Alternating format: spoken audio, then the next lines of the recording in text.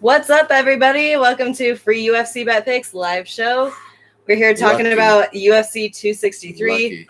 What a card this weekend. We've basically got like three main events, three 5-round fights. Two of those championship title fights. Really exciting. Let's get right into it. Anything you want to say before? You're all welcome. Oh my God. We hit every parlay leg last week. We hit props every week. Love you all. Thank you for the support. We know you got bills to pay, so we want to do these picks because my God, we're on fire. Let's go. All right. Getting right into it here. Like always, starting with the prelims, moving our way up to the main card. We might give you some amazing little parlay sneaky picks at the end of the video, so stay tuned for that. So some like futures. Yeah. You know, these futures that we've been predicting are insane, and we got some underdogs. I can't believe some of these fighters that are huge, like 2-1 underdogs that I think are an absolute lock a couple weeks from now. So those futures, that's how we get ahead. Everyone gets 50% and the house takes 10%. Mm-hmm. The only way we steal that money is by getting these futures. Connor cost us, Curtis cost us, but other than that, this is how we get ahead. These futures are like what's really, really, really important. So looking forward to it. Definitely. All right, getting right into it here. Our first fight is going to be Carlos Felipe versus Jake Collier. Felipe is the favorite here at minus 182, and Jake Collier the underdog at plus 142. Felipe's got a professional record of 10-1 in the UFC. He's 2-1. Collier a record of 12-5, and in the UFC he's 4-4. What are you thinking about this one? So I mentioned to people a couple weeks ago, they were asking for parlay legs for this week. It's so funny. Like 3 weeks ago, I was like, hey, tread easily on this card. The next card coming up, like it's a parlay extravaganza, and it was, right? Mm-hmm. So we slaughtered. So like 2 weeks ago, people were asking for parlay legs on this week, and there's some that are really nice, I think. But Carlos Felipe, I think, is a trap. All right. Mm-hmm. Carlos Felipe is nice. Like the Tafa fight was really exciting to watch. Felipe, the way like the Diaz brothers can just like throw jabs all day, he can throw hooks all day. He's got like a really nice fluid game where he can just throw nice heavy hands, but he's using his body. He's like a baseball player. He's not gassing himself out. It's a really unique ability to throw hooks for 15 straight minutes and still have pop on him. And so, he's good and he's got good head movement. Felipe he's solid, right? But he just gets sucked into these close fights. Jake Collier, he seems like a clown that's like super fadeable, right? He's a former 185er who was shredded, and then he was 205er who was like pretty shredded, and then he was like the least fit heavyweight, right? But this guy can kick over his head. Super athletic. We picked him against John Vellante. Who is it? Jared Bandera. Like I gotta look. Like we've been telling you, like not to fade this guy like you want to. And this is another situation where we say not to fade this guy. Incredibly athletic, spinning techniques. Like if it's a close fight, the judges might recall Jake Collier's spinning techniques, and then the close in head on head. Boxing exchanges. I have such cotton mouth. Sorry. Boxing exchanges might even out, and the spinning stuff, the high kicks of Jake Collier might take the job. Jake Collier is like 3 inches taller, pretty sure. You all probably know better than me already. You probably. If I think it, yep. My God, wow. And so Jake Collier is from a place called Cuba, Missouri. He's from Cuba, Missouri. That's all I need to know. All right, so the official pick is Carlos Felipe. I think he's going to win the boxing exchanges. He's going to stay on his feet. He's going to get in close like a Joe Frazier, use feints, get inside, throw hooks, hit to the body. But I don't have Carlos Felipe in a single bet. And I almost I like Collier enough to like bet him, and I was saying it weeks ago not to put Felipe in parlays. Now money has been pouring in on Collier. So now the value's gone. I think it's a total pass. The official pick is Collier, but literally 3 weeks ago, the pick would have been Collier because he was like plus 250. Now he's like plus 160. Yeah. What are you thinking about DFS? Do you think this might go the distance in a lot of high exchange rate or? Yeah, I think it could. Yeah, I think it's going to be high volume either way. They're heavyweights, so like you think I want to play these guys. Also, it's not a crazy high. I think Collier is great value. We don't know the prices right now, or do you have them? Yeah, Collier 7,500 and Felipe 8,700. Okay, I think that's great value on both. Like that's not overpriced for Felipe. Yeah. He's highly live to just hook an uppercut, Jake Collier. But man, I think Collier, I'd have him in like 45% of lineups if I was playing over 10 lineups. I think Collier is great value at that price. The official pick is Felipe, but I'm probably going to kick myself because I'm going to be like, dude, you said nothing to choose Felipe. But it's just he is more polished. He's more technical. More technical. Collier is more athletic, surprising as it may be when you watch weigh-ins, right? But he's getting back more in shape. Collier is not the joke that you think he is. Yeah. We got Kendall and Michael and Ali in here. Chill. Hopefully that's my boy Chill Will. If anyone has a super strong lean on this, tell us. But we were on Tafa. Good one either way. Yeah, I think we were on Tafa and we felt robbed because I thought Tafa won that fight. I've been looking to fade Felipe, but I respect him. He is really technical, but this is just like trap of the year. We've been saying it. Money's been pouring in on Collier, which kind of proves us right. Still, Felipe is a favorite for a reason. He might win. Yeah, he's probably gonna win. The official pick is Felipe, but don't parlay him. Yeah. All right, moving on to our next fight here is Fares Ziam versus Luigi Vendramini. Put some music in it. Vendramini. Lightweight out here. Ziam is going to be the favorite here at minus 144, and Vendramini is going to be the underdog at plus 114. So pretty close line here. Ziam has a professional record of 11-3 in the UFC. He's 1-1, and Vendramini a professional record of 9-1, also 1-1 in the UFC. Who do you have in this one? This one's really close. Obviously, it's a pick and fight on the odds, so I'm not going to, but and a lot of people, they're picking Vendramini. He's got that knockout power. He's got the jiu-jitsu game. Vendramini by submission is like plus 800, plus 900. Don't blame you for playing that. It's a very popular prop this week, and I get it. Fares is like, he's top heavy. He's got the reach. He's taller, but he's just kind of heavy on top too. So it's, I think Fares by decision or Luigi by finish. Overall, like, this is the type of fight that unless you have an extremely strong lean in, we typically recommend just stay away from. Yeah. This is the type of fight where half the people are right, half the people are wrong, and Vegas takes the percentage and they don't care. They're just trying to get even action on both sides. It's really tempting to pick the underdog, because then you get credit for picking the underdog, and Luigi does have the finishing power. But I just think Ziam's just a little more technical, bigger, better wrestling, top heavy. I think Fares by decision is what's going to happen. Fares by decision. They're both so young. They're both in good camps. They both have a lot of upside. But, like, if we're in NBA, NFL, if we're drafting these guys, Fares is getting drafted way higher than Luigi. Like Fares has more upside. He's just longer, taller. He's more technical. Yeah. Luigi has knocked people out and he's finished people. But yeah, I think Fares is a pretty safe pick here, even though a lot of people, like every expert I respect, is all over Luigi. Luigi by sub, plus 900, this and that. Wow. Yeah, it's not even, it's not terrible. Like but yeah, I think Fares is solid value. Staying away from it. Fares by a decision is plus 210. So, and see that you're looking at that, that's and that kind of shows that the bookies are on. I'm not playing that still. That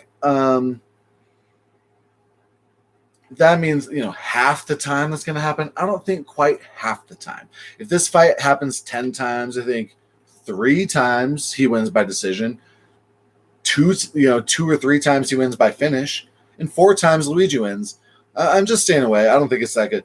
Yeah. Like, I'll tell you, there's other fights on this card that are equally close lined that I'm so confident in. I'm more confident in these fights than I am in Israel. Yeah. So no need to force it on a 14 fight card or whatever it is. I'm totally staying away. The official pick is Ferris, even though it's an easy underdog pick. To take credit for picking an underdog, I got Ferris by decision, being top heavy and tall. Right. That's what I am. Maybe I'm biased. And are you putting either of these guys in your DraftKings lineup? No. Luigi, I imagine, is cheaper, and he's live for the finish. So Luigi absolutely is a solid play. 7,900. And especially for GPP, where you want underdogs, you want finishers. But I guarantee Luigi's going to be owned at like 30%. Luigi's not like a clever play. You know, he's going to be chalky for an underdog. I like him. Ferris, you know, like the scoring, the way DFS goes now, like having top control scores more points than it used to. I think this is overall a pass, but Luigi being okay. But 7,900, I think that's just okay. These guys aren't making it in many lineups, you know.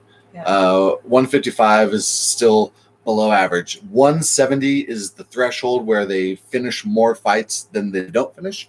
155 and below, they're going to decision more often than they're not. So if you're ever on the edge, if it's 155 and below, it's a pass. Yeah. All right, moving on to our next fight here. Then it is Steven Peterson versus Chase Hooper, featherweight bout here. Steven Peterson, I guess it's a pick'em fight here now. Peterson at -122 and Hooper at -104. Hooper does have a bit of a height and reach advantage here. On Tapology, it says it's a 5.5-inch difference. On UFC, it says it's a 4-inch difference. So somewhere in between there, 4 and 5.5-inch difference on the reach. The height, I believe he has like 2 inches height on him, something. Yeah, Peterson got a record of 18-9 in the UFC's 1-2, and Hooper professional record of 10-1, 1 draw, and in the UFC he's 2-1. Who are you thinking on this one? It's a good one, and great call out on the uncertainty around their size. It's a nice. This is a good opportunity, good example of a fight that we want to wait for the weigh-ins on, right? Right. Yeah. So, a lot of people have said it. I can't even take credit. Like Beanie Guru, lots of people, all the reputable experts have said that. Like, my God, if you're trying to find a fight in this division for Chase Hooper to win, this is it. This guy has no knockout power. He's lost to Alex Caceres and Luis Pena. Like the guys that are notorious for just like, please, can I take you down and win some jiu-jitsu shit? Like, Steven Peterson is your guy. Pretty sure Chase can get him down. You know, Slippery Pete Barrett has way better takedown defense, way better sub defense, way better fight IQ, way better everything than Steven Peterson. And we were on Slippery Pete Barrett, and Chase Barrett, like, got him. Like, it's almost fluky, but Chase Hooper got him in the 3rd round.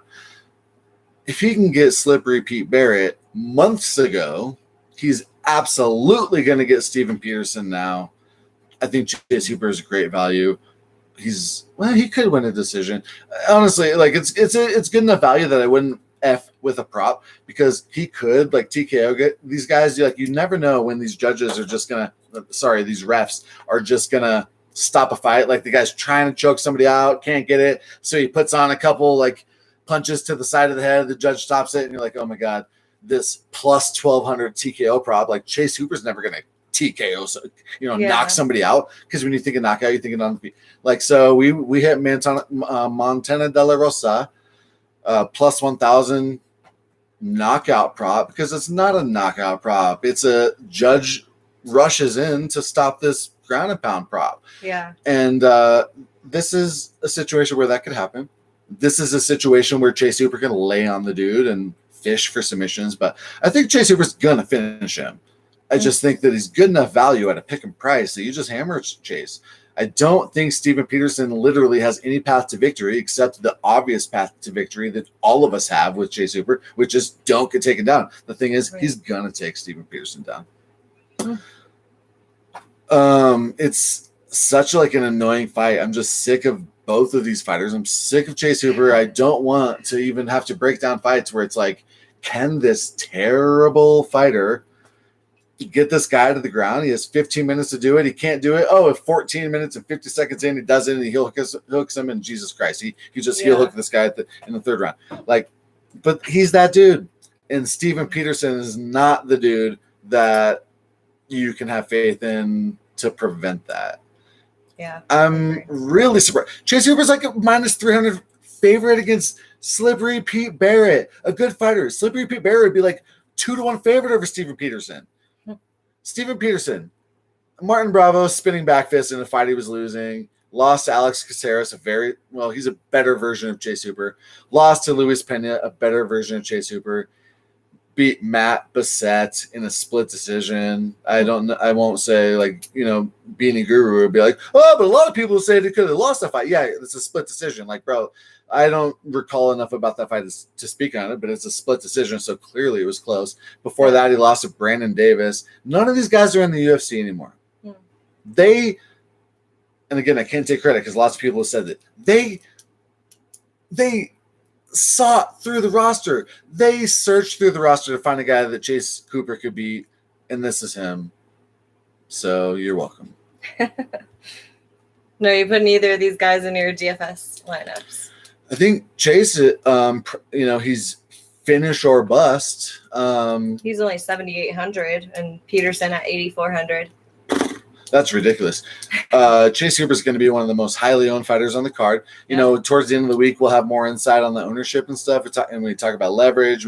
On Patreon, we talk on a lot of the core is kind of obvious, and then the way you win these GPPs and you get a takedown is by picking these lower leverage fighters who are unowned, who are alive for a finish, right? And so ownership matters. Chase Hooper is going to be extremely high owned.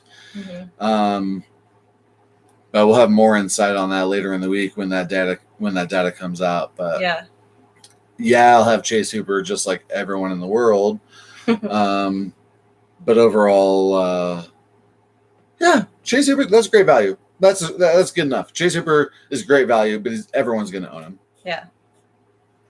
All right, we'll move on to our next fight here. It is Matt Frevola versus Terrence McKinney after Camacho withdrew last minute here. Terrence McKinney coming in for his UFC debut last minute, so you got to give him props for that.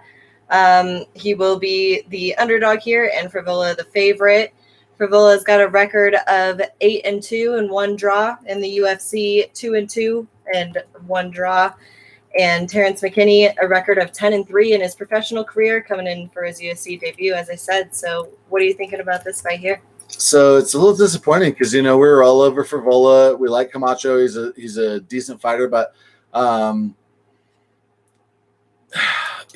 if Frevola was going to be like a main parlay leg, at this point, he's just going to be like a ridiculous favorite against McKinney. I don't have the odds yet, but McKinney's a good fighter. He's got head kick finishes, and he's a good fighter. But Matt Frevola, I think, is like a future contender if he stays on the right track. He kind of keeps his head straight up in the air, and he's a little hittable, especially once he gets tired. He kind of is like takedown or bust. But the thing is, a lot of guys that are takedown or bust are boring. He's explosive takedown, and the or bust thing is kind of just us projecting on what could happen. Mm-hmm. I think Frevola is a really safe pick here. We're all over him over Camacho. The thing is, I think this line is going to be a little wider. McKinney is good. He's good. He's a great striker. Lots of finishes. Diverse kicks, low kicks, high kicks, spinning kicks, good combos, crisp. He fights long for the division, even though he's not. I don't think he's even that really that tall for the division. Both these Frevola, he looks all thick when you see him. You think he's going to be short. He's pretty tall. He's average size for the division. Frevola, I think, is a future contender. So I think it's just a parlay lock, but I got to see what the odds are. McKinney is a good fighter, diverse striking game, but he's coming in on short notice. I think Frevola's going to have the takedown opportunity anytime he wants. I think Frevola's a parlay lock. And money lines, Frivola's at -270 and McKinney at +200. So what day is this? I don't even know what day is it. Is this Wednesday or some shit? Yeah, Wednesday. All right, -270.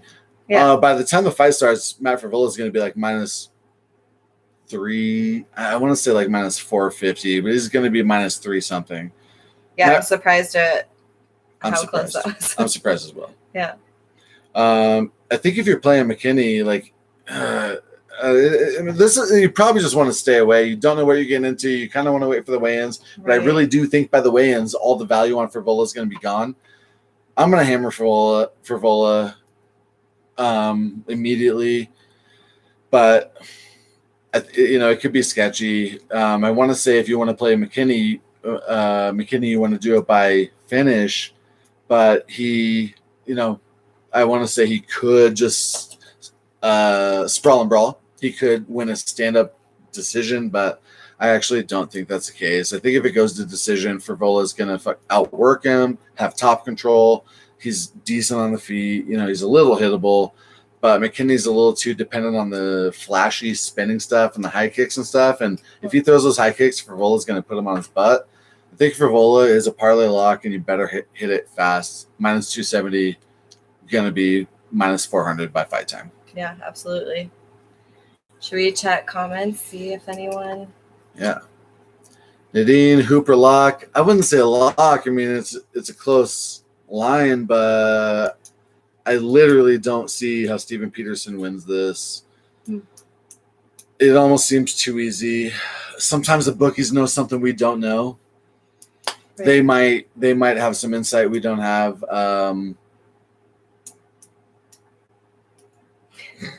It's so God. I want to say he is a lock. I want to say it. Yeah, I do. It's like it seems like great value, but so I can't just keep teasing it.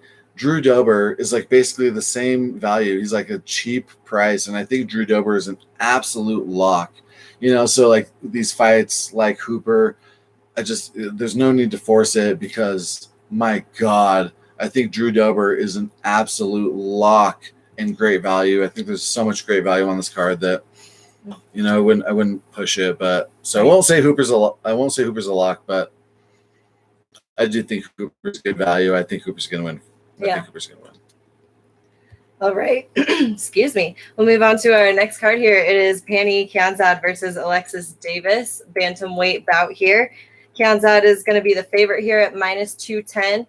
She's got a professional record of 14-5, and in the UFC, she's 3-1. Going up against Alexis Davis, the underdog here at +160. She's got a professional record of 20-10, and in the UFC, she's 7-4. Who are you thinking in this one? So, big fan of Alexis Davis. We picked her against Sabina Maza. That almost seemed too easy, but she was a huge, almost 2-1 underdog when we picked her. And this feels like a similar situation, but, I think Penny's better than Sabina Mazo.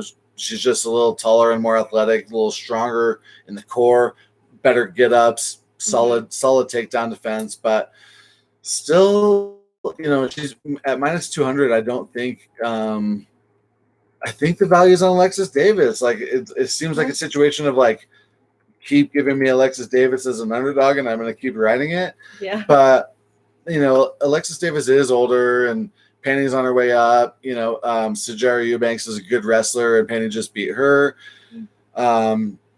So, big fan of Jessica Rose Clark, and, beat her not too long ago, if I recall. And so, she's on a nice win streak. I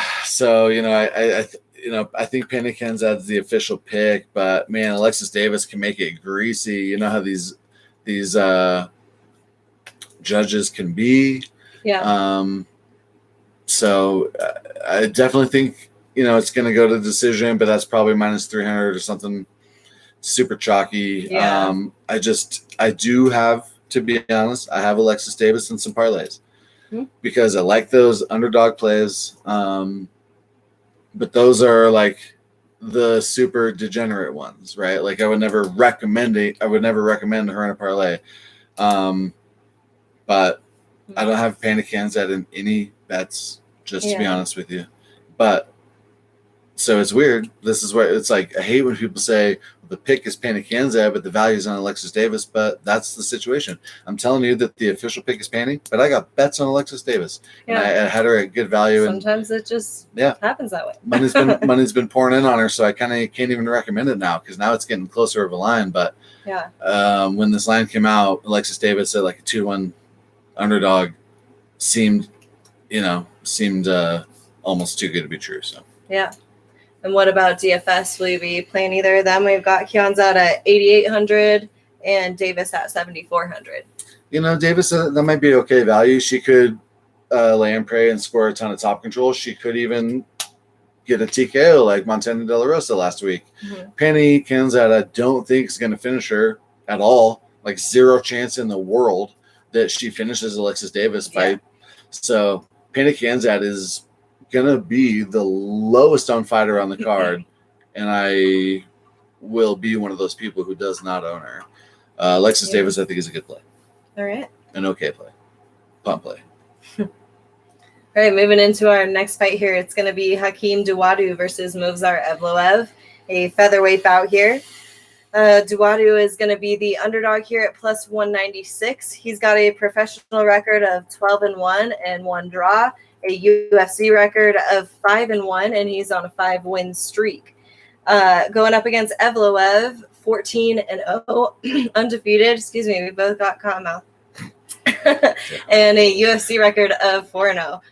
Who do you have in this one? What are you thinking? See, we're rusty. Back in the day, we'd be cheersing, taking shots. We're just like rushing through it now. Sorry, we haven't. We're just super busy. It takes a lot of work to prep for these. It's like easy to just put the stuff out on IG and be top 3 expert in the world every week. Often the number 1 expert, hitting every parlay leg, hitting plus 1,000 props. But it takes a lot of work. So we don't do this every week. So we're rusty. But, just want to pat myself on the back, pat ourselves on the back a little bit as well. But it's not fair. Like, you guys are all playing man-to-man. We're playing zone. This is 2-on-1. We're like double teaming y'all. Yeah. So it's not your fault that you're not as good as us. Thank you for joining us. We love you. No, for real. It's no one's fault. Yeah. Even the people watching us, they're like, no, we know. This is why we're watching you. You guys are long-winded. Aaron mumbles, but we're watching y'all because you're the best. And you drink beer out of a shoe. That's like the second reason. They're like, we're here for the locks and the shoeys. So if anyone wants to place a bet in the comments, we can make a bet. Yeah. And a shoey could be the prize or price. But so anyway, it's a lot of work. We're sorry we haven't been here, so we're rusty. Man, last week, 2 weeks ago, I was just saying a lot. We live in Colorado, so got to give us a break. All right. But we digress. Dawodu versus Evloev. She digresses. Who you got? So, Movsar, I've got in way too many parlays, probably. I think Movsar is just the way better fighter. Dawodu's a little bit bigger, got good takedown defense. Like, on paper, he's got like a ridiculous takedown defense, but he's never fought a guy like Movsar. I think Movsar is... it's not great value because both these guys are basically undefeated, and so it's a little pricey. But I got Movsar in a ton of parlays. Yeah. As soon as this fight was released, and I'm looking for futures, Movsar was one of them that I was plugging in. Mm-hmm. So he, Dawodu's beaten some good fighters, but probably Tukagov is really the only really good one. I think this is almost too easy to be true. Movsar, probably by decision. Like, Movsar by decision is going to be one of our recommended props this week. Yeah, I definitely agree on Movsar. Let me check by decision what it's at currently. I'm really curious about these new fights. So we've got Evloev by decision at minus 105. Right. So I think that's a steal. Yeah, I think so too. I think that's almost like parlayable. Yeah. Like at minus 105, like I think that's such a lock that I'm surprised it's not more expensive. Yeah. Yeah. Movsar decision minus 105. great value. Lock it in. Yeah, lock it in. And what are you thinking about DFS? We've got Duwadu at 7,000 and Evloev 9,200, one of the pricier, but you're thinking it will go to the decision and that he'll rack up a bunch of points. So what are you thinking? He could rack up a bunch of points just by top control, but you know, at that price, like at 9,200, you need a finish. Yeah, that's true. So I think Duwadu is okay value, but it's pretty much a pass overall. I really expect this fight to go to decision, but everyone does. Yeah. And so DFS pass. Sounds good. All right, moving on to our next fight here. It's going to be a women's flyweight bout between Lauren Murphy and Joanne Calderwood. Lauren Murphy is going to be the slight underdog here at plus 118, and Calderwood the favorite at minus 150. Lauren Murphy's got a professional record of 14-4, and in the UFC she's 5-4. Calderwood a professional record of 15-5, and UFC she's 6-5. Who are you leaning toward here? Got Lauren Murphy. I'm really surprised that she wasn't a big favorite when the fight got released. When the fight got released and it was a pick'em, I was like, holy crap, I got to get on Lauren Murphy fast. Yeah. I'm really surprised and disappointed in myself that I got the line movement wrong. Money's been pouring in on JoJo. That just means I'm going to be betting even more on Lauren Murphy. I like JoJo. Huge fan. Lauren Murphy, she should have already been fighting for the title. Yeah, you can say JoJo should have too, and she took an unnecessary fight against Jennifer Maia, but she got smoked by Jennifer Maia. Like, I love JoJo, and JoJo is really streaky. You don't exactly know what you're going to get out of her. Sometimes she comes in looking like a world beater, and sometimes she comes in looking like her head wasn't in the game and she didn't really want to be there. Yeah. Okay, well, that's enough right there. Plus, put on top of it, who beats JoJo? Wrestlers. Like, who's one of the best wrestlers in the division? Lauren Murphy. Lauren Murphy's training with freaking Derek Lewis. Like, yeah. I really thought, Lauren, if you just told me this fight, if I picked this fight blind, like one of the GOATs, Leighton from UFC Gambling Addicts, he just picks the lines without looking at them, I would pick Lauren Murphy minus 180. And then you tell me she's plus 120, I would shit my pants. Yeah. I'd go change. I'd come back and I would fucking hammer her. I would put all my money on her. So, all right. So, Lauren Murphy. And DFS. Lauren Murphy. Yeah, okay. And she's only 8,000, which is... Ugh. No? I think that's okay. I think it's okay value. She's going to get a ton of takedowns, top control. She might win by TKO. Versus Calderwood only being 8,200. Like, that's a very close price range there. Yeah, the thing is, but if JoJo wins, which she can, she's the favorite, all right? Like, I'm no disrespect. I love her. She's the favorite. If she wins, I think it's going to be a lower DFS scoring than if Lauren Murphy wins. Gotcha. And I think Lauren Murphy's going to win, and she's cheaper. I'm all on Lauren Murphy for sure. Like, JoJo could win a stick and move, stand up prize fight. She's a very technical, very skilled, very smart, long, great striker with good takedown defense. She's great everywhere. But Lauren Murphy on the ground in that wrestling is different, in my opinion. So all the respect to JoJo, adore her. Absolutely. But I think Lauren Murphy is great value any way you slice it. Should we check comments real fast, see if anyone has... Yeah, let's see. Matthew says, I like Felipe, love the crowd, want to slugfest. Hooper, back most confident pick of the card. Most confident pick of the card. Drew Dober. Yeah. So I could say most confident pick on the card is Leon Edwards. Most confident pick on the card that's worth the shit, Drew Dober. Yeah, you're He right. has Brad Riddell beat in every area. I think, my God, he got beat by Islam Makhachev. Well, so would I. And I'm just kidding. So, like, everyone, like, there's some light heavyweights that would get beat by Islam Makhachev. I think Drew Dober is a lock. Absolute lock. Yeah. So many favorites on this card. I'm thinking of some props. Yeah, we'll talk. Calderwood by decision. Talk more about props. Calderwood by decision. Yeah, that's going to be plus money, and that's how she's going to win. She's definitely not going to knock out Lauren Murphy. It's definitely going to go to decision. So that's a great point. If you're going to play Calderwood, don't play that money line and minus money. You definitely want to play that decision. Yeah. That's a great point. Okay. Hakeem via whatever he wants. Wow. So that's good.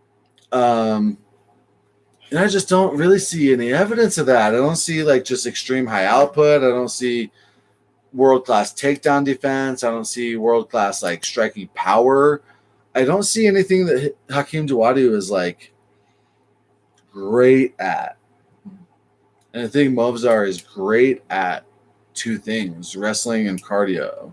And yeah, I just think Movsar, he's like, I don't blame you. Hakeem's a 2-1 dog. Like, it's great value. A lot of experts around Hakeem. It's okay value. I get it, but yeah, I'm not touching that. And yeah, I think Movsar is a safe parlay piece.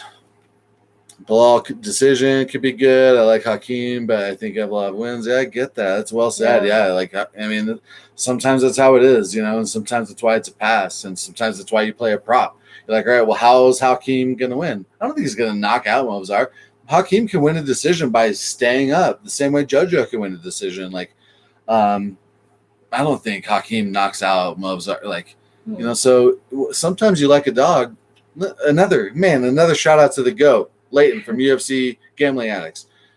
He does these amazing props where we almost hit one. We had Norma Dumont by decision. Like, you pick a couple underdogs that you think are going to win by decision. We round robined it, but the official parlay prop that we, the parlay of all three that we recommended, where it's like $20 to win $1,000. Sometimes JoJo by decision, and like Hakeem Dawodu by decision, and another underdog by like Paul Craig by decision.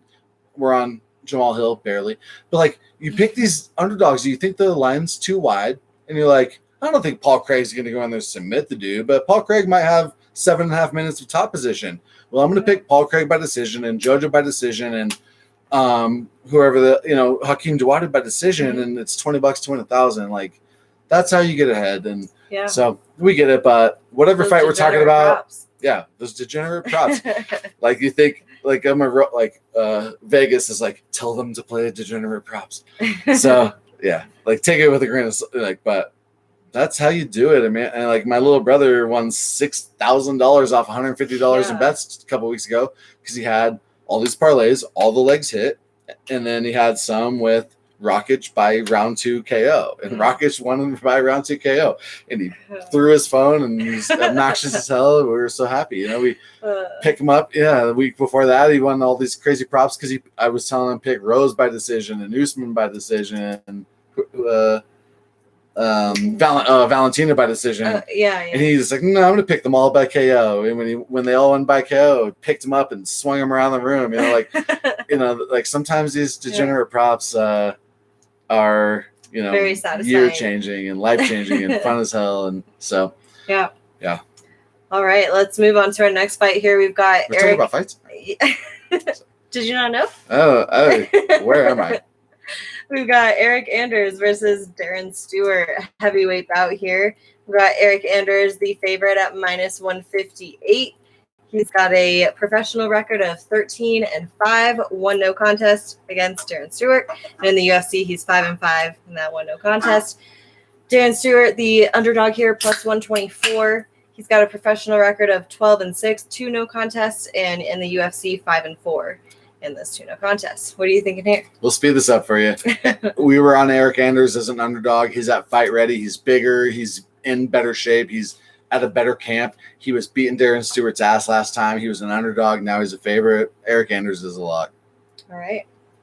What's the DFS prices? DFS prices are Anders at 8,600 and Stewart at 7,600. I don't love either of those. I think Eric Anders is going to win. That's a little pricey. 8,600, like, you're getting up in that range of like a lock. And I do think he is, and I do think he's going to win. I might sprinkle Eric Anders. I think Eric Anders is live to win. If Darren Stewart's going to win, it's not going to be by finish. Darren Stewart could win a boring decision. I like Darren Stewart a lot. Don't get me wrong, but Eric Anders is going to finish what he started. Yeah. Let's move on. All right, next one, the one you've been talking about, Drew Dober versus Brad Riddell.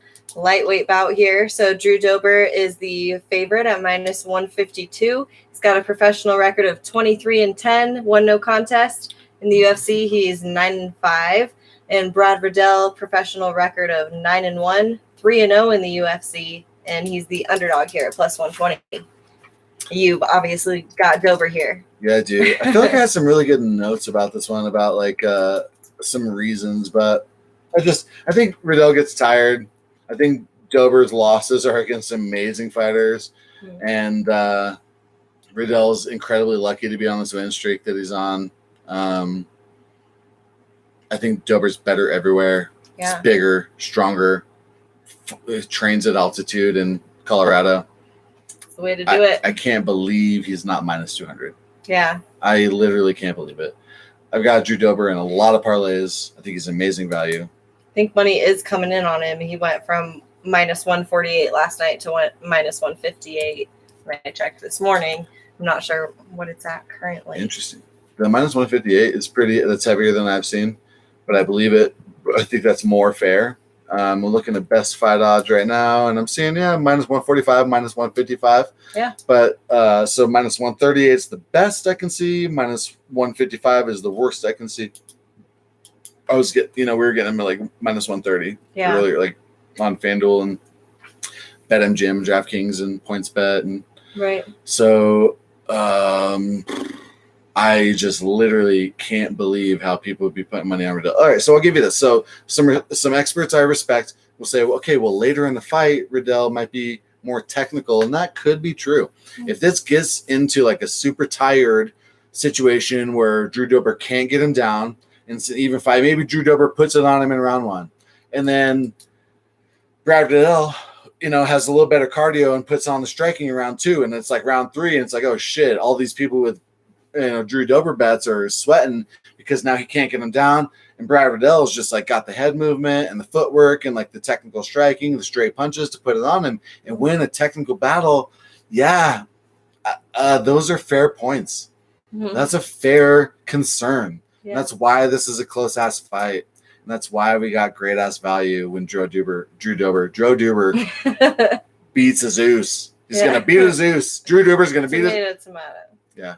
I think Drew Dober is great value. I get the hypothetical concern, but I am not concerned. Yeah.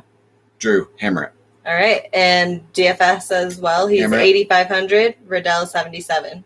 Interesting. Yeah, I think, I stand by it. All right. Moving on to the next one. Paul Bearju Craig versus Jamal Hill. Light heavyweight bout here. Paul Craig is going to be the underdog at plus 235. Jamal Hill at minus 330, the favorite. Paul Craig, a record of 14-4, one draw. And in the UFC, he's 6-4 in that one draw. Jamal Hill, 8-0, one no contest. And in the UFC, he's 2-0 with that one no contest. Just pulling out my multiple Quentin Tarantino screenplays. We love Quentin Tarantino. Yeah. Quentin Tarantino. And so the Bear Jew. Yeah, the Bear Jew. Yeah. Is that Yeah. So if you haven't watched The Bastards, and you get to see him. Where are you? You get to see him come out. What are you? Oh, yeah. And with that bat, that's great. Okay. All right. So watching Glorious Bastards. So Jamal Hill, man, like, we're parlay people. You see a minus 300. That's typically, it's interesting. There's multiple huge favorites on this card that I like. It just can't hammer into parlays like I want to. Mm-hmm. Jamal Hill's one of them. I think he's going to win. He's big and he's long, and he's got good cardio, but man, he's never fought anybody like Paul Craig. And Paul Craig has fought multiple guys better than Jamal Hill. That's true. Jamal Hill's the pick, but so it was minus 300. And then I was like, ooh, that's a little wide. Money started coming in on Paul Craig and went down to like minus 260. Now Jamal Hill's back up to like minus 350. 330 was the last I looked. I don't think you can touch this at all. Let's see what he is on here. Yeah, so minus 275 is the best I see on best fight odds. It's just Paul Craig can make it greasy. He can pull guard. He can pull guard and stuff. And like, Jamal Hill not too long ago, he had no cardio because he's smoking weed, and it's just like same with Kevin Holland. And it's like, oh, they think it's funny and they talk about it and like, oh, someday I'm gonna stop smoking weed and I'll have great cardio. Like I think we could see like a Kevin Holland-ish fall from glory here. Jamal's the official pick. Big fan. Like him a lot. I hope he wins. Right. But I just can't just, I just Can't gotta fade it. Can't fade Craig. Can't fade Craig. Yeah, I gotta just recommend caution. Yeah, gotta recommend caution. Yeah. The thing is, so everyone's like, okay, well, Jamal Hill's either gonna knock him out or Paul Craig's gonna submit him. No, man, I really think the pick here is the same as the Izzy fight. I think Jamal Hill by decision is the way to go. I think Jamal Hill's gonna win, but I think it's gonna be greasy as hell, and I think he's only gonna win if he's safe. If he goes in styling, he's gonna get taken down. He's gonna end up on his butt. He's gonna accept that bottom position. First round, he might fight up, bottom, elbows from the bottom, pushing off, using his hips, getting up. Second, third round, he's going to just wait for the belt. He's going to accept that bottom position. So, I think it's a greasy fight. I think Jamal by decision is a good play. And overall, I just think it's too greasy to play. If you like Craig, I can't even endorse it. Craig seems like great value, but if you're not confident enough, don't force it. And I'm not confident enough. The official play is Jamal, but I'm not touching it. What about DFS? Paul Craig is only at 6,800 and Jamal Hill at 9,400. Wow. So I imagine Paul Craig's going to be one of the highest owned, because if he wins, only at 6,800. Yeah, and he's a good fighter. People know him. He's live for submission. These guys are light heavyweights. They're live to finish. Mm-hmm. I think that's really pricey for Jamal.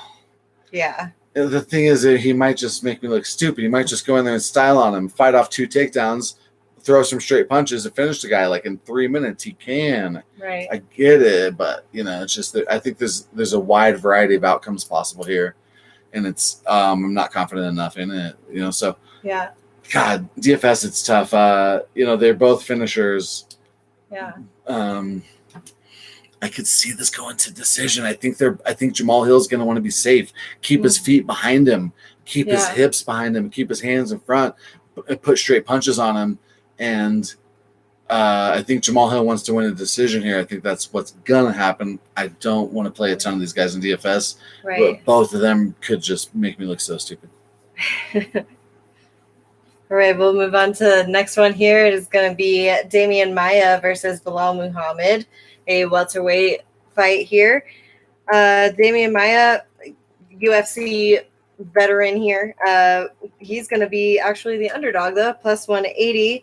He's got a professional record of 28-10, and in the UFC, he's 21-10. Bilal Muhammad, the favorite here, minus 235. Got a professional record 18-3, 1 no contest, and in the UFC he's 9-3 with that 1 no contest. Who are you leaning towards here? Bilal, but it's I think it's a little greasy again. Just some of these lines are so wide. I'm never the guy that's just oh, I got the favorite, but there's value on the underdog. But my goodness, last week as many times. Yeah, but last week, there were so many plays. I'm how is this line not wider? This week, I'm how are these lines so wide? Right. But I'm not one to just go pick a bunch of underdogs. I want to build long ass parlays, so it's really difficult. Mm-hmm. Bilal should win. Right. When Maia's just bigger though, so you think, okay, when you picture them, you think, oh, Bilal's not going to get taken down by the skinny little jiu-jitsu guy. Damian Maia is just so much bigger than Bilal. Yeah. Damian Maia could drag him down. He could even just take him down like a wrestler. Damian Maia has decent striking. You remember back in the day when Damian Maia first started putting the striking together, and he's just jabbing people to death, and they couldn't do anything about it, because if they ever tried doing anything formidable in the striking, he would just dump them on their butt and submit them. It's like Khabib, when you're so good at grappling, it gives you an edge in the striking. Damian has the same kind of opportunity, from a different perspective, right? You cannot get taken down by Damian Maia or you're done. Yeah. And so he gets this nice kind of opportunity. And on the flip side, he's not afraid to be a little risky and aggressive on the striking, because he's not afraid to get taken down, so it's just tough. Bilal, I think, Bilal is really good. Gilbert Burns, he finished Damian Maia, but you can't just have too much recency bias on that. Before that, Damian Maia beat Ben Askren, who's like, who was that at that time was a title contender. He beat Anthony Rocket Martin, like Lyman Good, and some guys who like on pay, like now looking back, you're like, oh, that's not very good. But at the time, they were good. He's out there just finishing really good fighters. Bilal is out there winning decisions against really good fighters. It's just too wide of a line. It's like, we picked some really good underdogs recently, and it's almost tempting to go with Damian Maia here. But the official pick is Bilal, but it feels like a tempting parlay piece, but I'm not doing it. What are you thinking about DFS? We've got Maia at 7,200 and Muhammad at 9,000. I don't think Muhammad's going to score high enough to justify that. I agree. And I think Maia could. For 7,200. That's pretty decent. Yeah. When you're looking for that pump play, he's going to be highly owned because when you're looking for that low price person to fit into your lineup, right? Everyone's going to be like, oh, I know him. Boom. Like, all these casuals, he's going to be highly owned. So it kind of sucks. But I think if I played 100 lineups, I'd have more Maia than Bilal. But in parlays, Bilal will find his way in. Yeah. All right, real quick, should we check comments before we get into the 3 5-round fights? We got Curry, our boy, John. Let's go. If Lentz can win one round on Mozart, Hakeem can win 2. Yeah, but, Lentz is a very different fighter than Hakeem. Sorry. My hair got caught. It's probably some priceless antique. Just kidding. It's probably an ashtray. So, Lentz could be – I think Lentz is like a champion type level fighter. Nick Lentz is like the type of guy that Dana White wishes would just have an accident. Dana White doesn't want Nick Lentz to be as good as he is because Nick Lentz is so good that he can just fuck up all the really exciting opportunities in the division. Nick Lentz is different. I don't think Hakeem can do that to Movzar. You think a lot of the over 1.5 rounds can be parlayed. I mean, yeah, kind of, especially, we're in this bigger cage this week, right? That's a good call by Curry Ninja MMA. Those overs, the overs I think are live here. Yeah. A lot of the fights, I'm like, well, how's Nate Leon going to end? Like, cut? Like, there's a lot of fights on this card where you could see them go into a greasy grappling decision or just like a stand-up, rock'em sock'em, nobody has enough power to knock each other out type of decision. Lots of good overs on this card. Yeah. Yeah, Bilal decision, absolutely. Yeah, good calls by Curry Ninja. All right. With that, we will move on to our first of 3 5-round fights coming up on this card, which is super exciting. Yeah. We've got Leon Edwards versus Nate Diaz, a welterweight bout here. Leon Edwards, just last night when I checked, was minus 500. Now he's minus 700, so high favorite here. Nate Diaz, the underdog at plus 440. Leon Edwards, his professional record, 18-3, 1 no contest. In the UFC, he's 10-2, and that 1 no contest. Nate Diaz, professional record of 20-12, and in the UFC, he's 13-9. Leaning towards Edwards here. Well, this is a title fight, according to Diaz. We're fighting for the Nate Diaz title here, and so what happens when Leon Edwards whips her ass? Is it now called the Leon Edwards title? I would think so. I think that's fair. Well, I think that's fair, and I think that's what it's about to happen. I think that's what it's about to be called. Yeah, Leon Edwards is getting up there in that Amanda Nunes territory, the minus 700. Been hammering Leon Edwards for weeks. Yeah. Got him in way too many parlays. But when there was one sports book, BetMGM, God bless you, where he and Amanda Nunes were like way better value than they were on any other book, and like literally pretty much unloaded the bankroll just on those two. Didn't you get him at minus 4 something? Yeah, yep, like minus 4ish, and Amanda was minus 7. She's still minus 700 on BetMGM, and everywhere else she's minus 8, 9, minus 1,200. Wow. And so yeah, like so the Leon Edwards and Amanda Nunes parlay was like minus 150 or something, but didn't care, just like poured everything on it. Got way too much on Leon, but I really think he's a lock. if,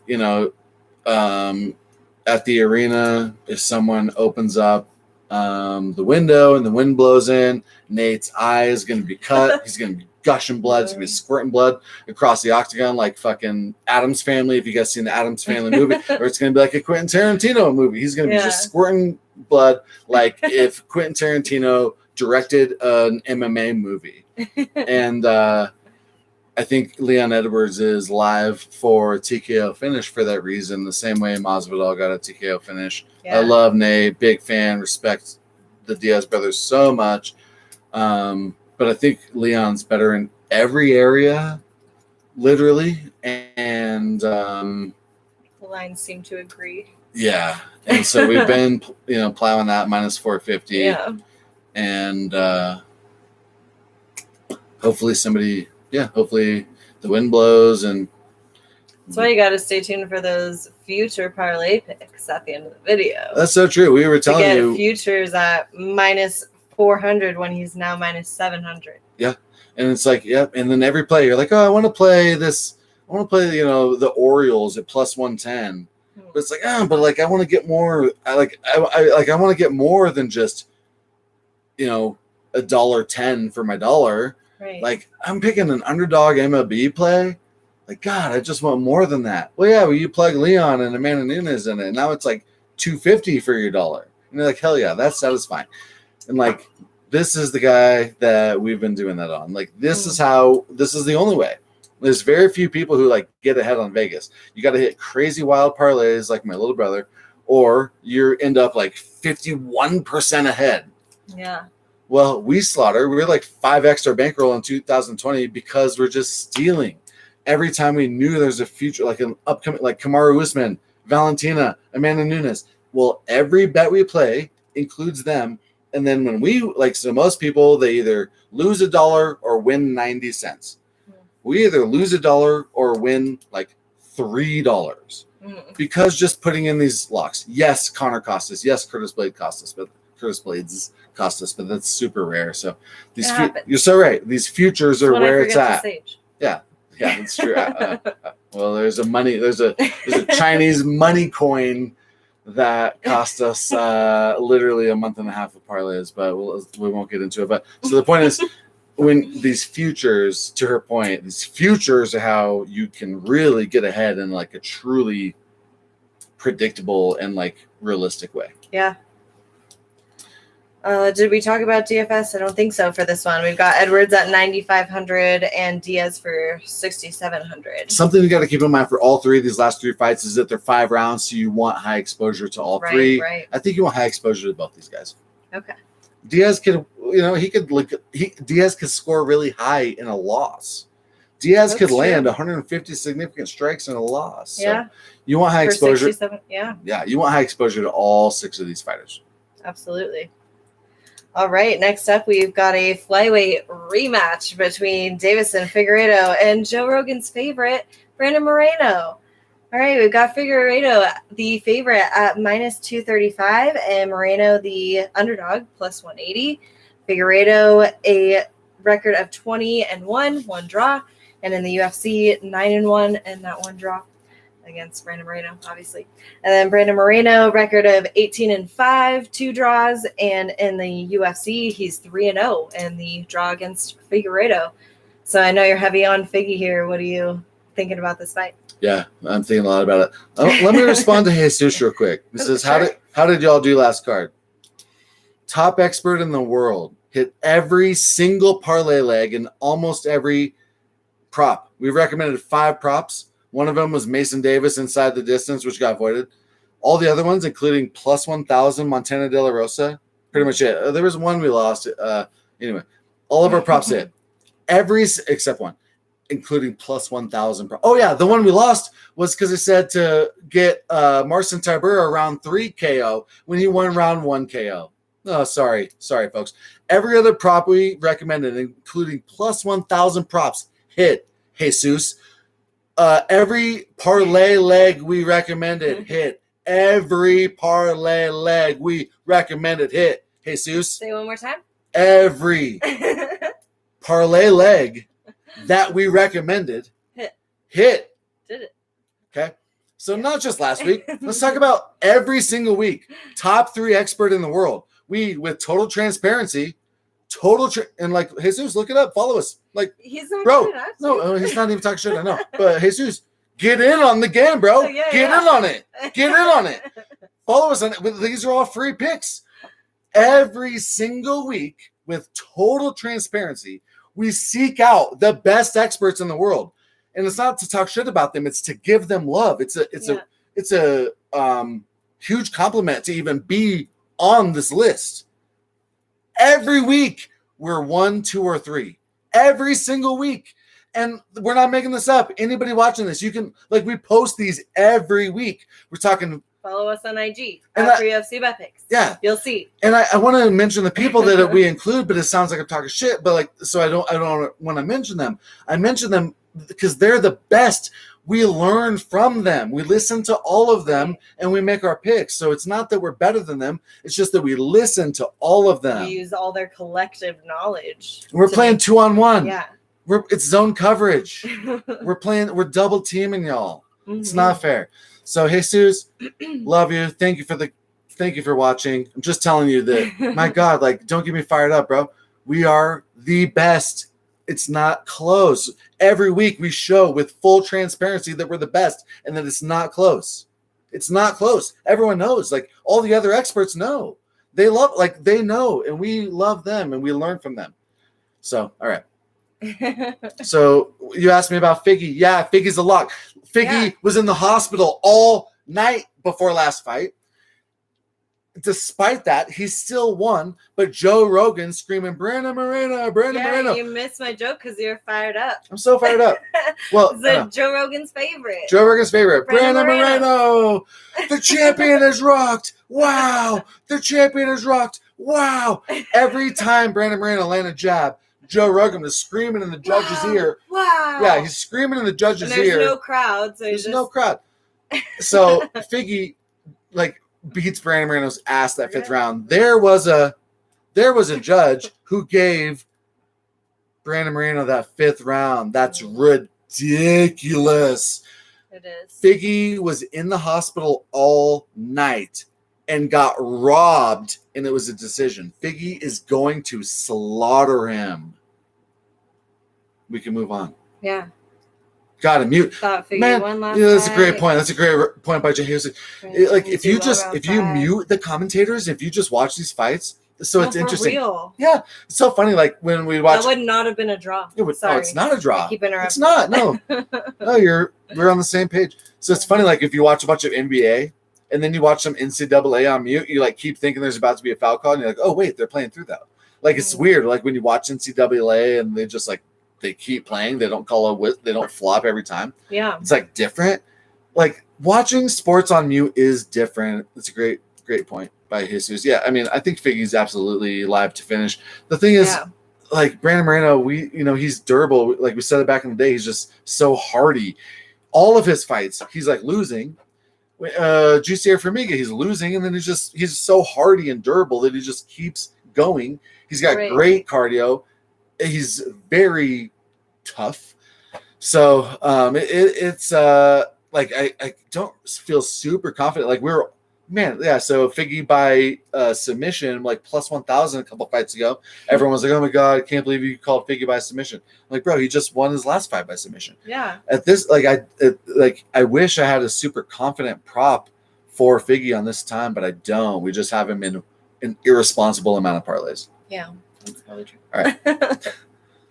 But warranted. All right. Hopefully. We are moving on to our main event of the night. Another rematch. Israel Adesanya versus Marvin Vettori. Middleweight bout here, fighting for the championship title. We all remember Adesanya versus Vettori last time. We were just watching the interview of them. Was that last Saturday when they were doing that interview? Yeah. They were both talking mad shit to each other. So yeah, sounds like real good. Sounds like Stipe Miocic. I want to hear Marvin Vettori fight Stipe Miocic. I want to hear that. Right? Yeah. Yeah. All right, so Adesanya, the favorite here, minus 290. He's got the height and reach advantage. Vettori is the underdog at plus 215. Adesanya 20-1 in professional career, 8-1 in the UFC. Vettori 17-3 and 1 draw in his professional career, and in the UFC 5-2, 1 draw. We were heavy on Adesanya last time. What do you think? We weren't too heavy on him against Jan. I guess we weren't heavy on him, but we picked him. I wore an Izzy shirt. You're a huge Izzy fan. Of course, I wore an Izzy shirt. Yes, but Vettori, like, he's just the way he was talking shit. I'm like, he might come in fiery, and this is going to be a good one. It is going to be a good one. You're right. So the thing is, all right, when did Vettori? So when Vettori fought, we all know it's a split decision. That means one judge gave Vettori 2 rounds. It was the first time in Izzy's career in MMA. He was 17-0 at that time. It was the first time that he went to decision. It was the first time he lost a round. It was the only time he lost a round or lost a whole card on a judge's decision until Jan Blachowicz beat him. Right? It was a good fight by Marvin. So the first round, Izzy styling on him. Second round is close striking. Third round, Marvin's taking him down. The first 2 rounds against Jan, it was striking, and Izzy was able to stand on his feet. And Jan did a great job. Jan wasn't losing the striking. God, Jan Blachowicz, most underrated fighter in UFC history. Yeah. Jan was beating Izzy in the striking. Then round 3, 4, 5 takes him down. What's the trend? Round 3, Izzy gets taken down. So against Blachowicz, it didn't cost him. I'm sorry. Against Vettori, it didn't cost him because it was a 3-round fight. Right. It almost cost him. It was a split. In a 5-round fight against Vettori, I don't know how you can say that you're confident that Izzy's going to stay on his feet for 3 rounds. He's not. He's just not. So, I really like all the overs. I really like this fight to go to decision. Yeah, definitely. I think Izzy is going to find a way. I think it's going to be 2-2. And in that last round, Izzy's going to fight off that takedown with the knee and rock Vettori. It's going to be an extremely close decision win for Izzy, in my hopeful opinion. Yeah. But my God, so I'm a parlay guy. All I want to do is build parlays. I see, Israel Adesanya undefeated at middleweight minus 250. That's the type of thing I just fucking hammer irresponsibly for weeks. As soon as it's available, I'm just putting it in everything. Yeah. Except I'm not. I don't have that faith in Izzy in this situation. I've done that to Figgy. I've done that to Leon Edwards. I've done that to Amanda Nunes. I've done that to lots of. I've done that to Drew Dober. I have not done that on this Izzy line. I don't trust it. I think the value is on Vettori. If I was recommending a pick, so when it comes to props, so we already recommended on Instagram, Izzy by decision is plus money. I think that if this fight happens 11 times, at least 5 or 6 of them, Izzy wins by decision. Right. 1 or 2, Izzy wins by knockout, and 3 or 4, Vettori wins, most by decision. Lay and pray. I think Izzy by decision is the way to go. It's plus money. You said there is value on Vettori as well. Yeah, if you just want to play a money line, Vettori is the way to go. I think if they fight 11 times, Vettori wins 4. Yeah. 3 or 4. It's going to be a good one. It's going to be a great one. It is sketchy. The UFC does not want Vettori to be. The guy can't even speak. The UFC does not want Vettori to be the champion. The UFC wants Africa to grow its fan base. So all these guys who aren't even from Africa, they're just, Izzy, you're from New Zealand, but one of your ancient ancestors is from Nigeria. Okay, well, let's put a Nigerian flag on you. You and Kamaru and Francis are our African champions now. The UFC wants to grow the African fan base because it's just a fact. There's not they don't want Alex Volkanovski and Israel Adesanya to try to grow the Australian New Zealand fan base. No, they want Izzy and Francis and Kamaru to grow that African fan base. It's a big ass continent. So.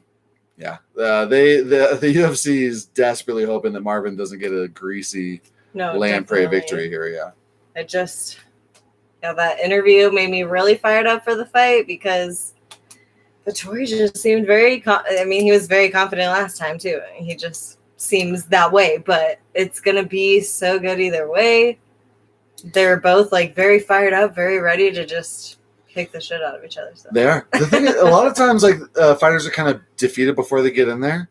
Yeah. So, like, you know, it's unreal. Like, kind of like if Robert Whittaker gets to fight Izzy again, I kind of want to hammer Whittaker. Like, I feel, you know, you think Izzy is just going to knock out Marvin by like some matrixy spinning back, like, you know, evading, swaying, a head movement, counter hook, like he knocked out Whittaker. Oh God, like, you know, you can't count on that for too long.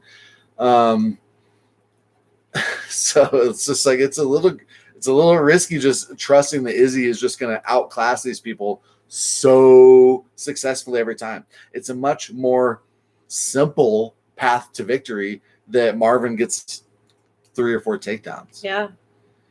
It's just greasy, scary. Greasy, yeah. All right. But like, yeah, it's just like Izzy, you know, it's like there's some of those guys who get a bunch of knockout wins that then it went like when you go back and look at it after they lose a couple fights, like it's not that they're fluky, but it's just like, man, like what if we ran those fights 10 times?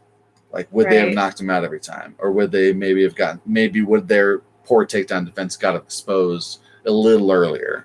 So. Right. That's all we got. Jesus says Whittaker deserved the title shot. Totally true. The thing is, Whittaker, they wanted to give it to Whittaker, but Whittaker supposedly wasn't ready. So it's almost like, okay, well, the UFC just wanted to hurry up and give Izzy. They want to get Izzy back his stardom. He just got laid on by Jan. Like, let's get Izzy a simple win. I just don't think this is it, man. Like, why don't you give him a striker? Give him Kevin Holland. Like, I swear to God, if Kevin Holland didn't get his ass beat all the time recently, they would be throwing Kevin Holland in here so that Izzy could get an easy win. Like, I just don't think fucking Marvin's your Huckleberry. Like, he's greasy. Like, and Marvin, he doesn't have the fear. So as I started to mention it earlier, a lot of fighters are defeated before they walk in because they're scared. They see Israel do a cartwheel and come in and knock out Robert Whittaker and shit. Well, Marvin already felt that power. Yeah. Marvin isn't scared. Yeah. Marvin is going to walk through it and get some takedowns, and it's going to be enough. And, like, I feel like it's going to be a devastating blow to MMA, like, it just to the mystique of the division. It's like everyone's going to be like, oh, fuck, I don't want to watch the middle. Like, who cares about watching Marvin Vettori defend his middleweight belt? Nobody. Like, it's going to be the elite, but I really feel like it's highly probable that he gets some takedowns. So, like the more I talk about it, I'm like, man, how did I even recommend Izzy by decision? Because I really feel like at the end of the week, I'm going to be recommending Marvin. Like, I don't know how Izzy just knocks him out. He's kind of knockout or bust. Yeah. He's kind of knockout or bust. Tell me, somebody talk me off the ledge. What do you think about Santiago Ponzinibbio? I don't know if that was a great fight. It was a different conversation. It was a great fight. Marvin limps out of the fighter hotel. I'm like, oh yeah, so that's a great point. Defense. Great point by Jesus. Marvin does get affected by the leg kicks. He couldn't wrestle because he was getting tagged. But and just like if Izzy can tag him with a bunch of leg kicks, that could affect him. Right, absolutely. But you know what Izzy knew how to do really well 3 years ago? Throw low kicks. Sounds so easy. Like, oh, well, he should just pepper in some leg kicks. These guys fought before. Marvin walked through all that. Marvin walked through that already. Yeah. You know? So it's tough. It's fucking tough. That's why I haven't touched this fight. Like, I've been looking for it. I've been putting. I want to put Adesanya in some parlays, but I'm almost like, no. I kind of just want to watch this fight. And either way it goes, I can enjoy it. Like, because I'm just too nervous about it. Like, that's a great point. Oh man, that's a great point. You know, you just want to enjoy this fight. But I could say that about any fight. So. That's true. So the only way this fight would be not enjoyable is if Marvin's laying on him. So like maybe that makes it even more enticing. Put some money on Marvin to win by decision.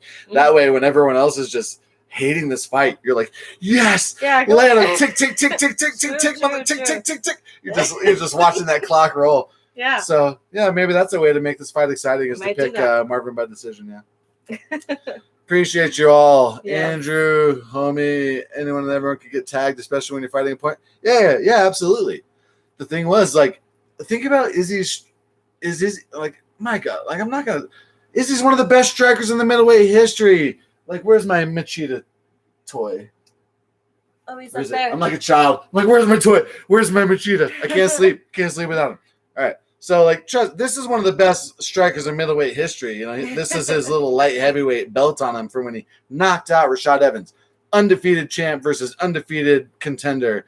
First time in history, and Machida knocked out the undefeated champ Rashad Evans. So, but besides that, like, I'm not going to talk shit about Izzy. But think about it. Is Izzy walking people down and just, like, putting the fucking heat on him and knocking him out? No. He's, like, swaying like Neo in the Matrix and, like, putting these blistering it's not that, like, repeatable. It's not that trustable.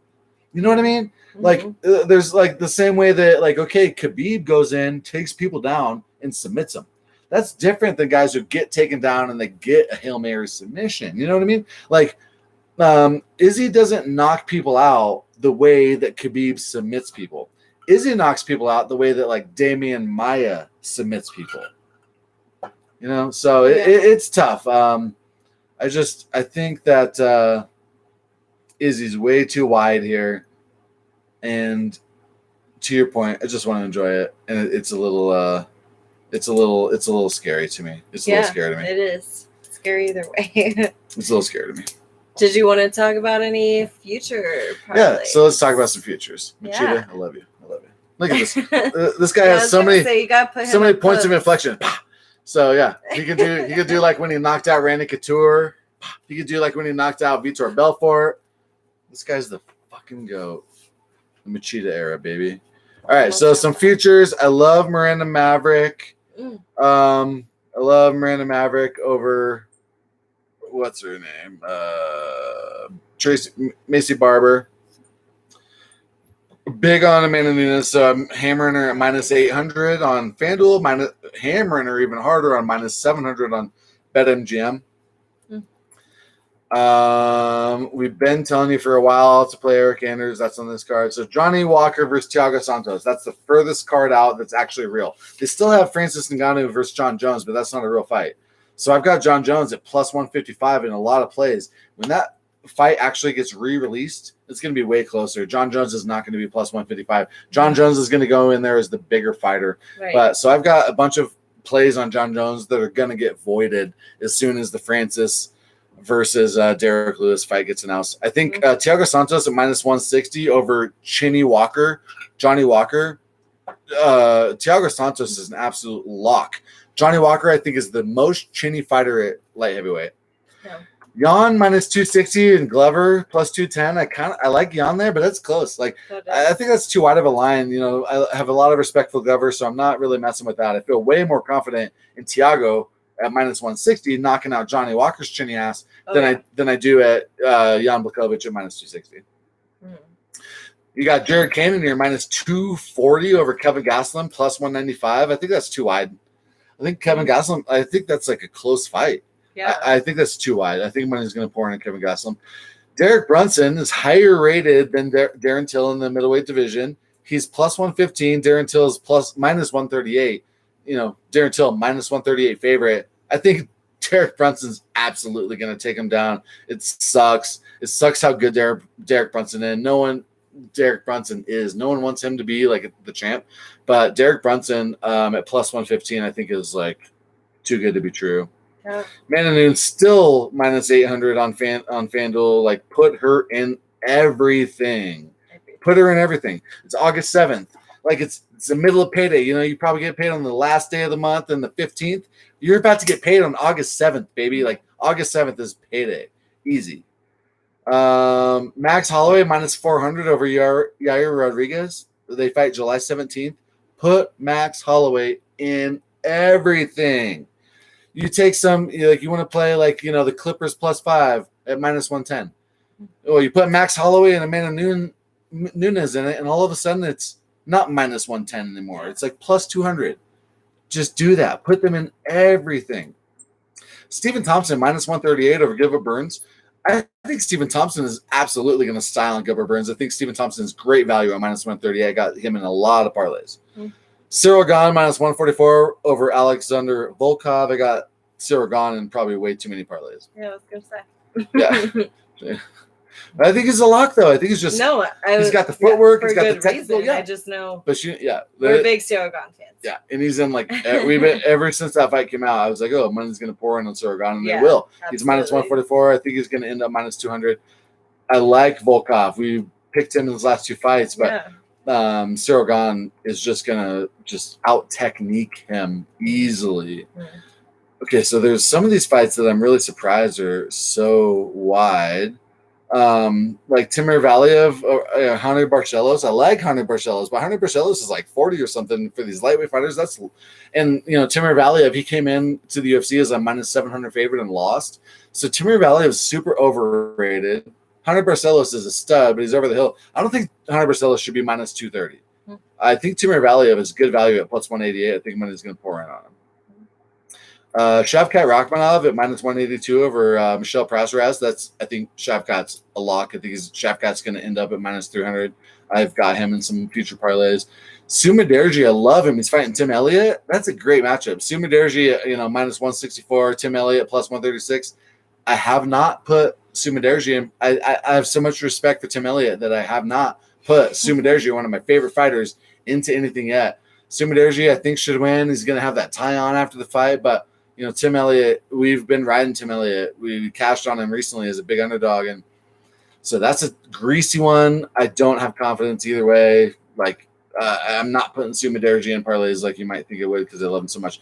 All right, so this is one of Maxim Grishin is the slight underdog. It's basically a pick 'em. He's minus 104, and OSP is minus 115. Maxim Grishin is going to slaughter OSP. I think you want to hammer Maxim Grishin as the slight underdog. He's going to end up a significant favorite. Yeah. Punahele Soriano, minus 182. Anthony Hernandez at plus 150. Anthony Hernandez, this is a guy, that everyone hates him. He's a prick. Everyone's like waiting for him to get knocked out. He's been finished recently, but Punahele Soriano, we love him. We've been all over him. I was like, when he fought Jamie Pickett on the Contender Series, I was like, dude, this guy is just a killer.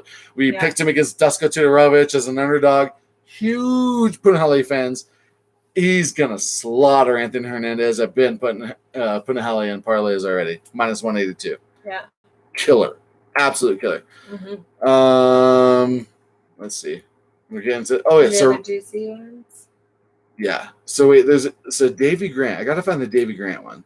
Okay, wait. Kanaka Murato plus 125. Vernon Jandaroba minus 150. Kanaka Murata is going to beat her ass. Kanaka Murata, she was like the one who fought Randa Marcos, if I recall, last her fight. And I was like, we picked Kanaka by decision, and she was beating her ass so hard. I was like, oh my God. At the end of the second round, she's like ripping her arm off. At the end of the third round, she's like ground and pounding. I was like, and when she finally won by decision, it was so blissful. But Kanaka Murata is a monster. She looks like a professional male wrestler. She looks like a professional wrestler, like Hulk Hogan. Like, she has a gimmick. Like, she's a monster. Vernon Jandaroba, huge fan, amazing jiu-jitsu player, very tough.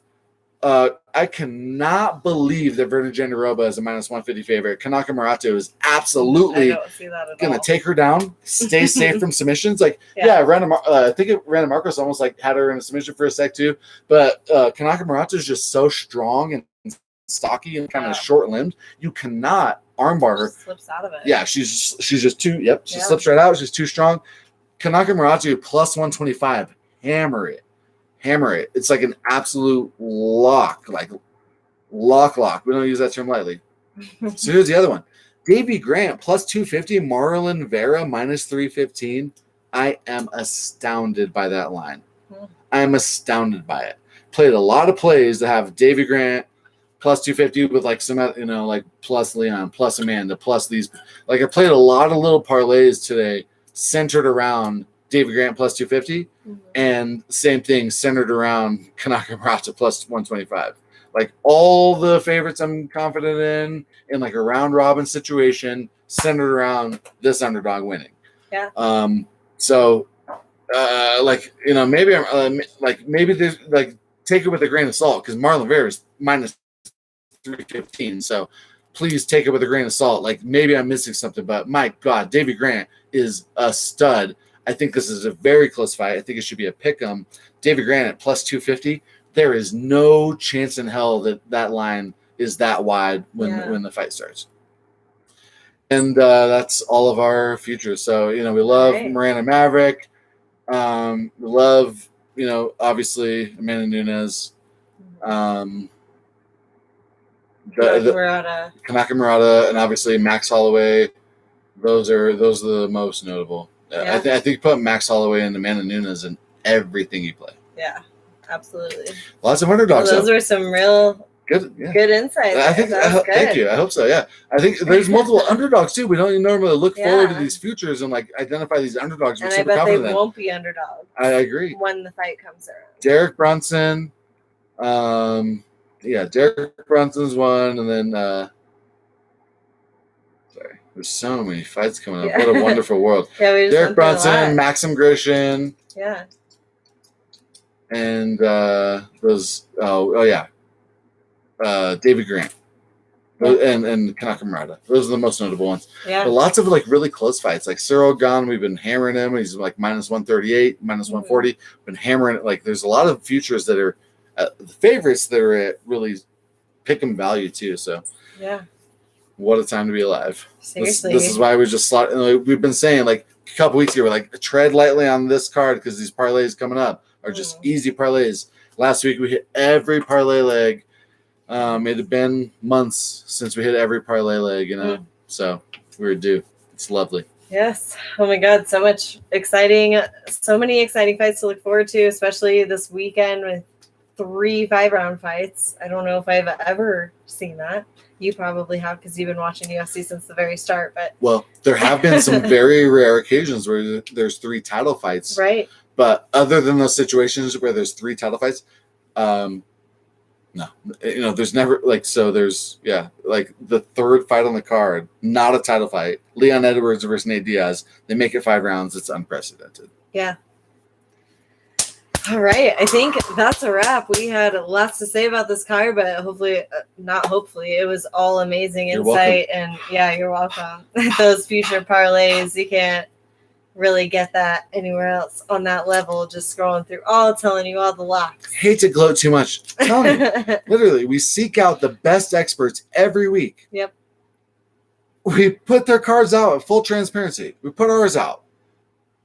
The purpose of it wasn't to show that we were the best. The purpose of it was for our clients to be to give them some context. To be well, here's our picks, but hey, take it with a grain of salt. Here's all the other experts' picks alongside ours. Exactly. But then then it's hard to not do that and not score it. It's hard to not do that and put some gamification on it. And so after everyone's well, who's the hottest one? I'm well, I don't know. Let me go check. Let me go score everyone last week. People just ask the question okay, well, who did best? Every week we're the top 3. Most weeks we're 1 or 2. Yeah. There's some weeks where we're tie for 3 and it's super disappointing. Some of these people are they score 15 points and then 5. Yeah. We're 15, 14, 15, 13, 15, 17. We're just, it's unreal. We do a lot of hard work. Appreciate you all watching. Thank you all. Thank you all for tuning in with us and turn up and tune in every time. Make sure you like this video. If you liked our insight, make sure you follow us. Ring that bell so that you get notified every time we do these. So you don't miss out on those amazing picks and future parlays. You want to turn on the notifications so you get your bell rung. Absolutely. Yeah. You want to hit the sub like you're Justin Gaethje. All right? Yeah. You want to hit that, smash the like you're Kamzat, right? Absolutely. So smash the like. Tap the sub, get your bell rung. Do all that. And make sure you also follow us on Instagram at For UFC Bet Picks, Twitter at For UFC Bet Picks. And if you feel so inclined to donate to our Patreon, $4.99 a month for daily everything you could ever wish for of sports betting. I wouldn't call it donating. It's it's just want to subscribe. Yeah, I wouldn't call it donating. $4.99 a month. We pay for so many picks and give them out for free on Patreon. I don't call it donation. No. Yeah, so it's just if you want. If you want the best sports betting picks in the business, across the board, it's $5. Also, patreon.com/For free UFC bet picks. So we're very easy to find on every platform. Make us. sure you do that. And please give us a like so we get bumped up on this YouTube. Appreciate y'all. Thank you. Thank you for the folks who watched and commented. Jesus and Mike. Yes, thank you so much. We know we're long-winded, but it's good. It's good long-winded info. So I hope so. I think so. There are some videos that are way longer than this that give way less insight and get half the picture right. So yeah, thank you everyone for turning up and tuning in. Thank you for commenting. We will see you guys next time. Bye.